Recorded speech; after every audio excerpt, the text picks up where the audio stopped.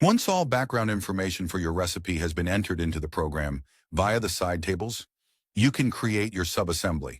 If changes are needed in the side tables, click the Edit icon.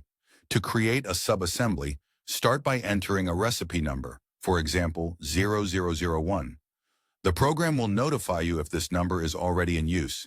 You can also enter a note explaining the purpose of the subassembly and which finished product it is intended for. In case of a recipe change, you might enter a note indicating that this is an old version. You can lock the subassembly to prevent it from being used in the batch formula. In our example, we note that this is a new Biocide formulation containing ethanol and isopropanol as active substances. By clicking Next Page, you can select the ingredients used in your formulation. For our example, we select ethanol and isopropanol. In the next step, specify whether the formulation is a biocide. If so, mark the active ingredients from your list. In our case, both ethanol and isopropanol are active. You can also enter detailed information about the biocide formulation. For example, 100 grams of the product may contain 30 grams of isopropanol and 20 grams of ethanol. This information can be translated into different languages. Click Next Page to enter shelf life information. For example, the shelf life may be 24 months under proper storage conditions.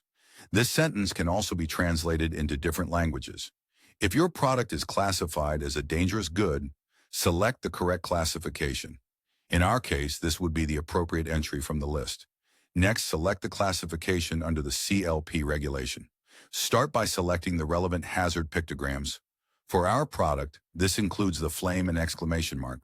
Then select the signal word, which in our case is warning. Continue by selecting the H phrases. Then select the P phrases. After selecting all necessary phrases, click Next Page. Here you can choose optional Z phrases for your product. These may include usage or dosage instructions. If no Z phrases are needed, select No Z phrase and proceed. On the following page, specify any dangerous components. In our case, this would be 2-propanol. You can add as many components as needed. You can also provide information about frost sensitivity or storage temperature.